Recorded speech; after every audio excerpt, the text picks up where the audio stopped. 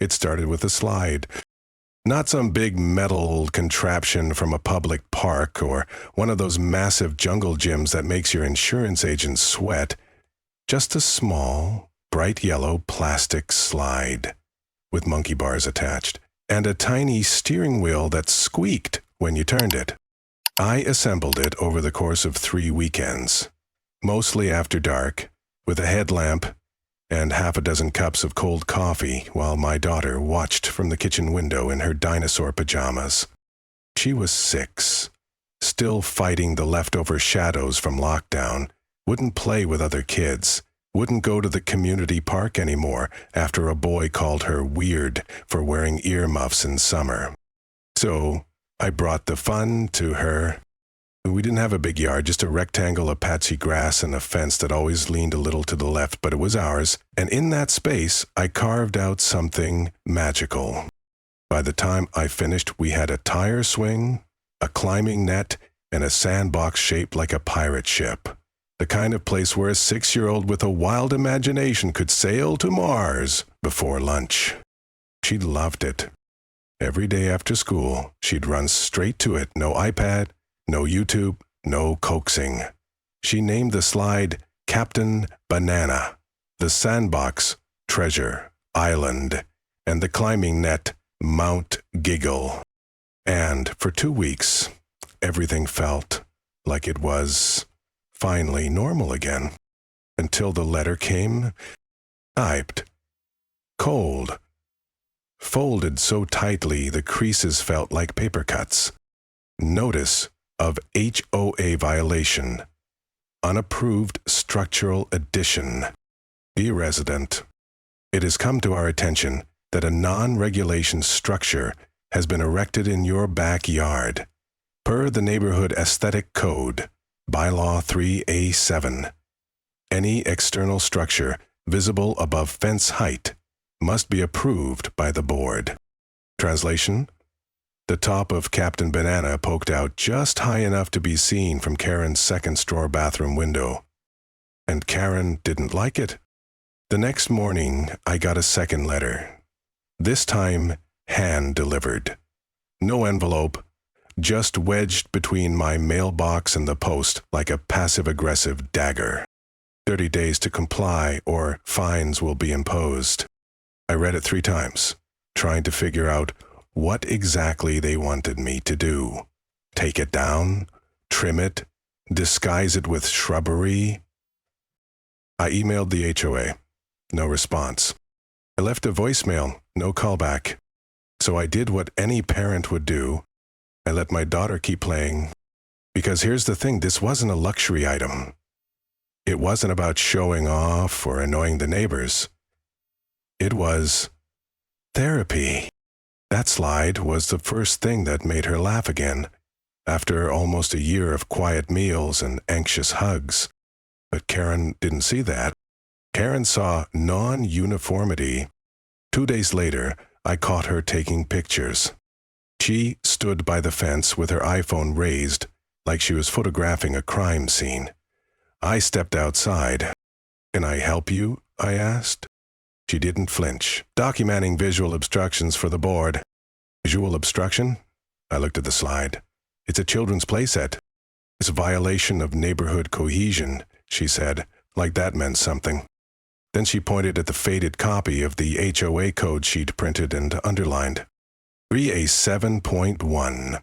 No structure, shed, play set, or recreational installation may be visible from common walkways or adjacent properties without prior approval and board consensus.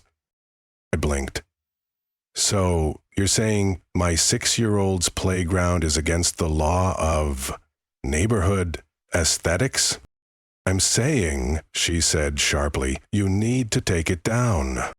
I laughed, not out of disrespect, but because I couldn't believe it was real. Karen didn't laugh. She took another photo. That night, my daughter found the letter sitting on the kitchen counter. "Daddy, are they going to take down Captain Banana?" I bent down beside her. "Not if I can help it." She nodded solemnly, then climbed into my lap and whispered, He's the only one who plays with me. I held her a little tighter. And that's when I decided Karen picked the wrong dad to mess with. The next morning, a third letter arrived. This one was an official notice of hearing. They were putting the playground up for review. And the vote? Scheduled in 2 weeks. Same day as my daughter's birthday. I showed up to that hearing with a slideshow of photos, my daughter smiling, climbing, building sandcastles.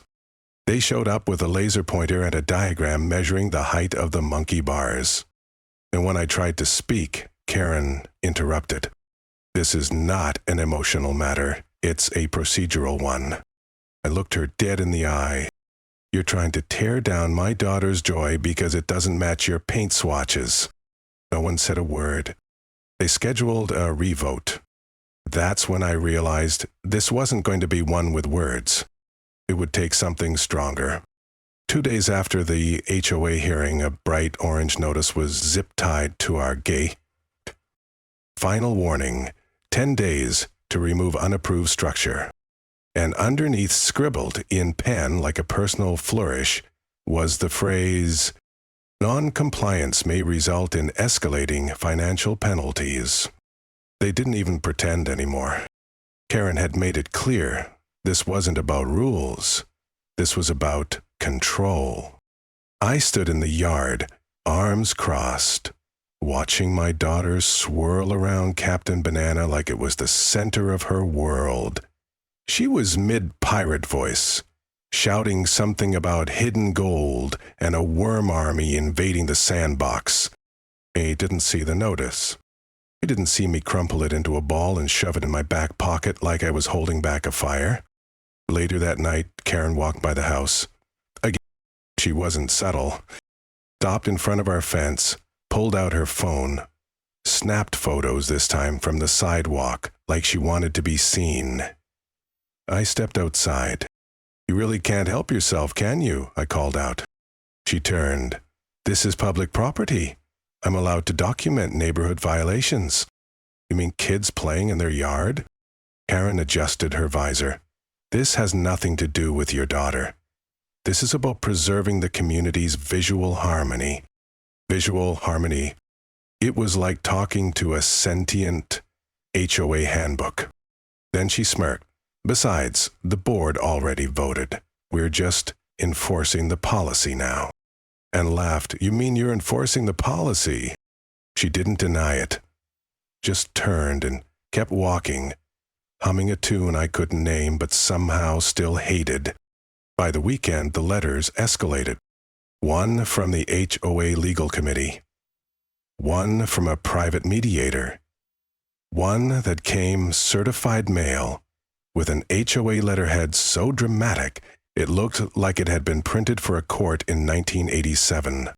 But here's the thing, I had already started digging, and digging paid off. In the HOA's archived minutes from last year, I found something buried in an old PDF. Item 14. Motion passed for variance exception on play structure at Lot 21. Line 21. Karen's nephew. She'd approved a nearly identical playset for her sister's kid last year. I clicked on the PDF. Zoomed in. Karen's signature, 3 loops, and a sharp K like she was proud of her cursive. That wasn't just hypocrisy, that was bias. I printed everything and slid it into a folder. The next HOA meeting couldn't come fast enough.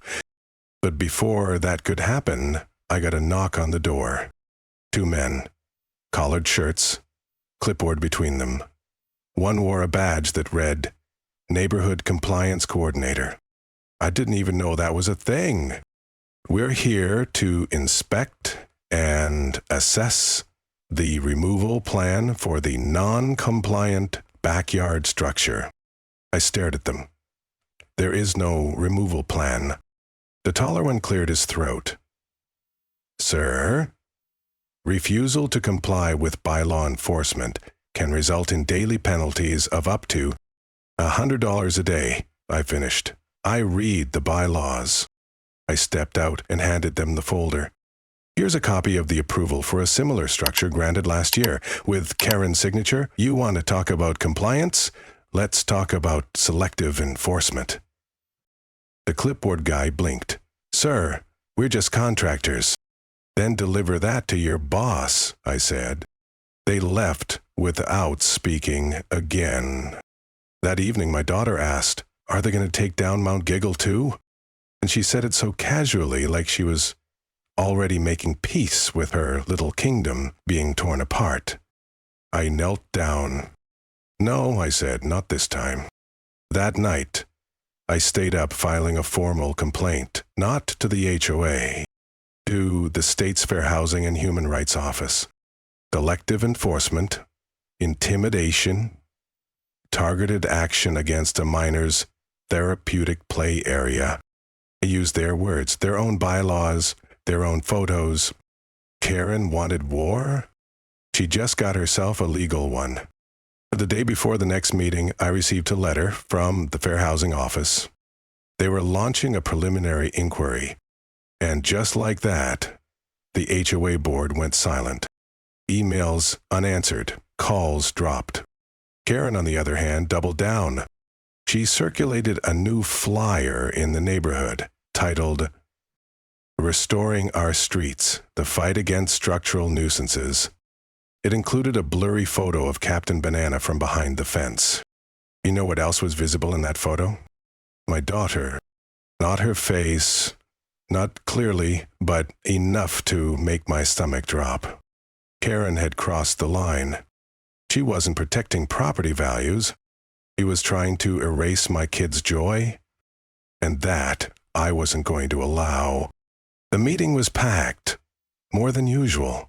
Normally, HOA meetings draw a crowd of about 6, 3 bored retirees, one guy there for the free cookies, and Karen with her clipboard of doom.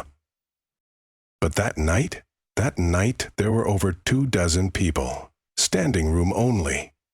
Parents, kids, a few teenagers who clearly had nothing better to do but came for the drama.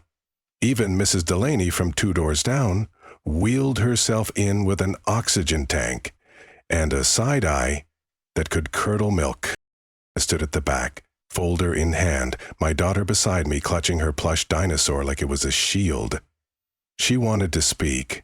She had practiced a little speech about why she loved Captain Banana, how it made her brave, how it was her spaceship and jungle gym and secret base all in one. But as we waited for the agenda item to roll around, I saw Karen whispering to the board chair. Her eyes flicked over to us twice. I didn't like it. When they got to non-compliant recreational structures, the board chair cleared his throat. We're going to limit public comment to written statements only tonight. For the sake of time, I stood. My daughter would like to speak. Karen leaned forward. We agreed on protocol, no exceptions. She's 6, I said. She's the one this affects. Karen gave a tight smile. Then perhaps she should write a letter. My daughter looked up at me, confused. I could feel her hand tighten around mine. She practiced all week, I said. You owe her that much. Another board member, a man named Phil, always looked like he regretted agreeing to be on the HOA in the first place, shifted uncomfortably in his seat. He opened his mouth, but Karen shot him a look. He closed it. Motion to proceed with scheduled vote, she said crisply. Seconded, said someone else, someone I didn't even recognize. I could feel heat rise up my neck. My daughter was already tugging at my sleeve, whispering, "It's okay, Daddy." But it wasn't okay. I voted 4 in favor of removal. 1 abstained, Phil. I stood still for a moment, watching them pass around paper like they were dividing up someone else's life. Then I walked forward, placed my folder on the table. I filed a complaint with the state. I said calmly, selective enforcement. I have documented proof. This board approved a similar structure last year for Lot 21. Aaron tried to smile, but it faltered. We've acted within the bylaws. You acted within your comfort zone, I said. And that zone conveniently includes your family. People murmured. I could see neighbors shifting. Even the cookie guy looked uncomfortable. You circulated a flyer with a photo of my daughter in it. That's not enforcement. That's targeted harassment. Aaron started to respond, but I wasn't done. And let's be clear, if you think a slide in a backyard is your biggest problem, wait until the housing board audit hits your inbox. That wiped the smile clean off her face. I turned and walked out with my daughter. We didn't say a word until we reached the car. Then she said, "Did I do something wrong?" I shook my head. "No, sweetie, you did everything right." The next few days were quiet. No letters, no notices, just waiting. Then, on a random Thursday morning, I received a typed letter slipped under the door. Base structure removal, deferred pending state review. Translation, they were scared. Karen hadn't lost, but she'd been forced to retreat. That evening, I got a knock on the door. It was Phil. He looked exhausted, held a bottle of wine, and a small paper bag of cookies. "Mind if I talk?" he asked. I let him in. He sat down, looked around like the walls might be listening. "I'm sorry," he said, "about the meeting." "Then why didn't you say something?" "I tried," he said. "Karen controls that board like a puppet show. Threatened to blacklist me from subcommittees if I pushed back." "Over a playground?" He laughed dryly. "Over control. It's never about what they say it's about."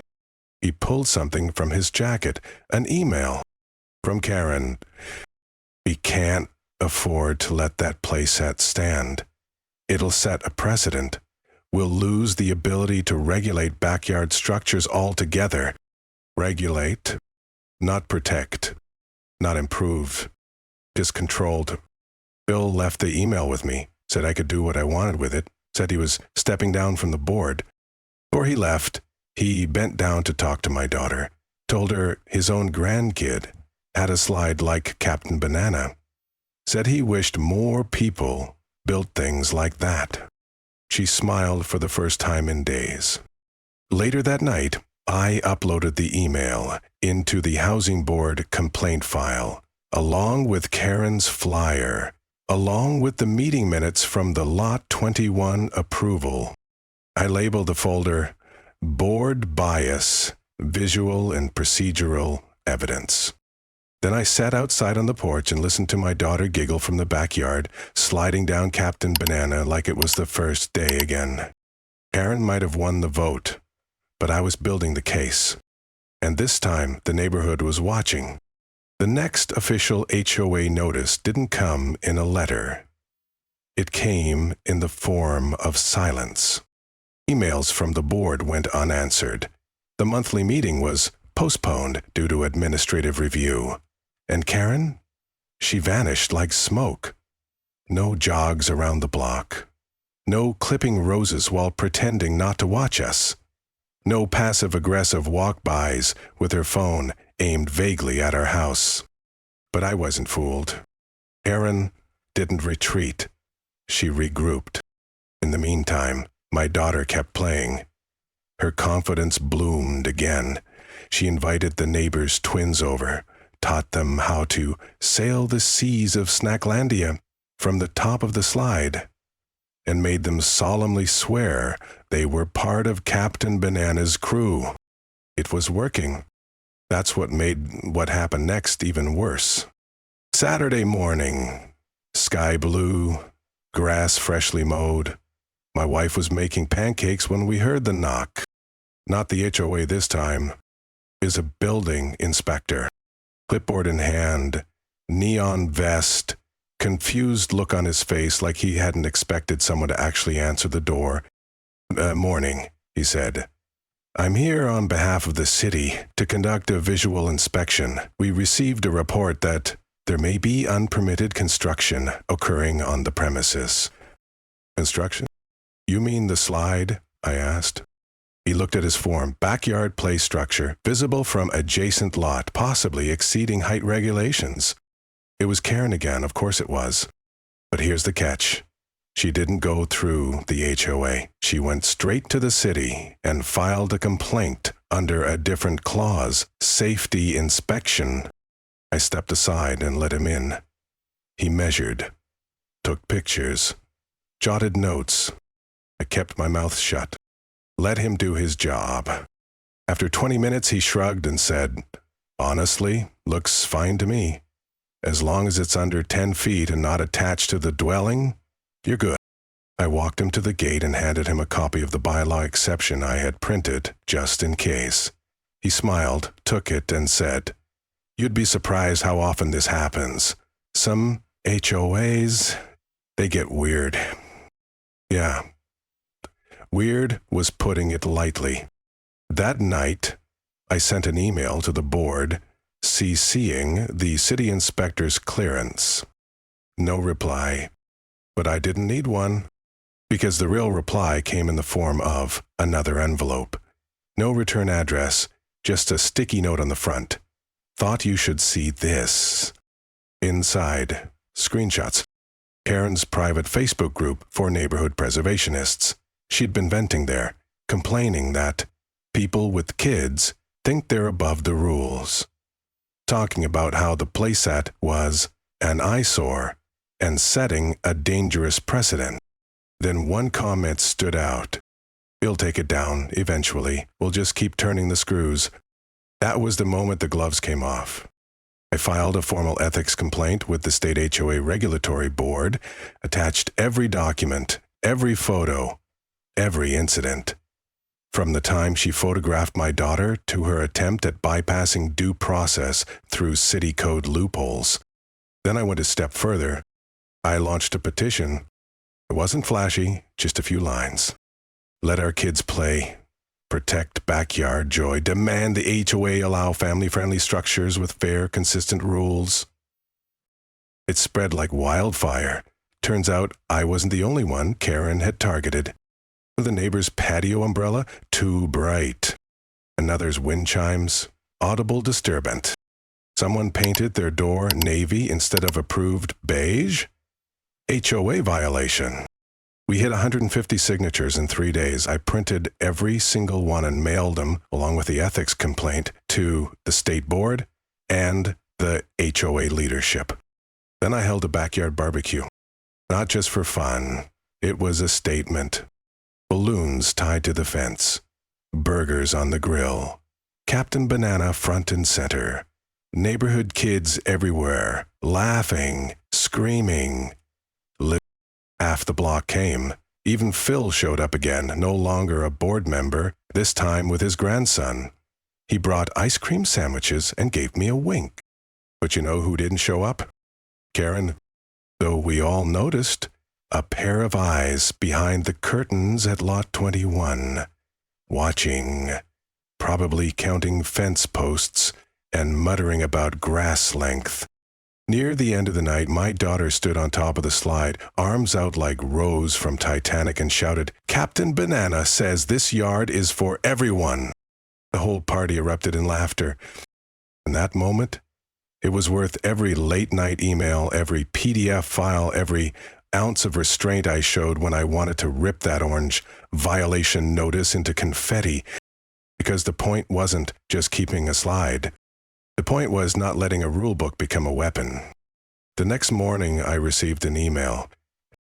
Subject: HOA Leadership Restructured Notification. Karen had voluntarily stepped down, citing health and time constraints. Phil was reinstated. The board promised a review of all bylaws related to family use structures. They also formally retracted the order to remove the playset, citing lack of procedural clarity and insufficient community consensus. It wasn't an apology, but it was a white flag. And a week later, something even better happened. The board reached out. They wanted to sponsor a community play space initiative based on our backyard. They asked if my daughter would be willing to cut the ribbon at the first official HOA-sanctioned play structure installation in the public park. She said yes, on one condition. Captain Banana comes too. They agreed. The sun was out, not too hot, not too cold, the kind of day Hallmark movies pretend happen every Saturday. My daughter stood at the edge of the freshly installed park playset, gripping a giant pair of novelty scissors. The ribbon flapped gently in the breeze. Captain Banana, newly scrubbed and bolted to the park's corner lot, gleamed like a yellow badge of victory. She looked up at me, with that mix of nerves and excitement only kids and astronauts get before launch. I knelt down beside her. "You ready, Captain?" She nodded, took a deep breath, and cut the ribbon. Clean slice. Applause. Real, full-body applause from the neighbors, kids, even the new board members, who were trying very hard to pretend they hadn't once voted to destroy this exact piece of plastic joy. And then, something unexpected happened.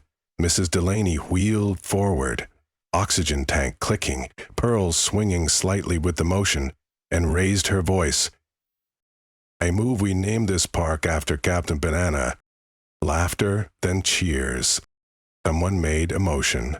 Someone else seconded it. The board took a vote, unanimous. That's how my daughter's backyard friend became a local legend. Captain Banana Community Play Yard.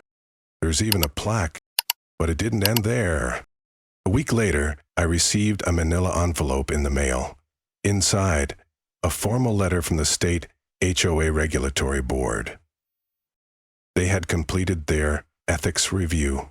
Karen was banned from holding any future board position in any registered HOA in the state. Her Facebook group had been reported for violating privacy standards. Her complaint history was now flagged in the state registry. Bill forwarded me one last email Karen sent to the board just before resigning. All it said was, it was never about the slide, it was about standards, and that, more than anything, told me everything I needed to know. For people like Karen, rules aren't about safety. They're about status, power, the ability to say no and not have to explain why. But not anymore, not here. I started getting messages after the story spread, emails from other neighborhoods, parents dealing with the same kind of power-hungry paper tyrants, people asking for advice, templates, proof it could be done. So I started compiling, built a public folder, shared documents, shared my story, titled it, "How to Save Captain Banana, a Guide to Fighting Your HOA Without Losing Your Mind." Because if there's one thing I learned through all of this, it's that the playgrounds matter. Not because they're pretty, not because they're compliant, but because they're where kids learn to feel safe, brave, and strong. And when someone tries to take that away because it's not harmonious or a visual disruption, you don't compromise. You push back with proof, with people, and with persistence. I still walk past Karen's house sometimes. Her for sale sign's been up for 3 months. I doubt she's had many showings. Word travels fast in this neighborhood now. Her lawn is a little too long these days. Nobody's complained. One afternoon, I was pulling weeds in the yard when a man I didn't recognize stopped at the fence. "Hey," he said, "this the Captain Banana house?" I stood up, brushed off my knees. "It is." He smiled, pointed toward the park. "Just moved in 3 blocks over. My daughter loves that thing. We come here every weekend now." I nodded. "Glad it's getting used." He hesitated, then added, "Heard you went to war over it." I smiled. Not war, just parenting with paperwork. That night, as my daughter and I sat on the porch sharing a popsicle, she turned to me and asked, "Do you think Captain Banana knows he's famous now?" I laughed. He has a plaque. That's like a superhero cape for slides. She leaned her head against my arm. "Thanks for not giving up," she said softly. And in that moment I realized it was never just about the slide. It was about teaching her that her joy mattered, that her voice counted, that when someone tried to erase her happiness behind a bylaw, we fought back with facts, neighbors, and love. So, yeah, Captain Banana might be made of plastic, but the victory? That was solid gold.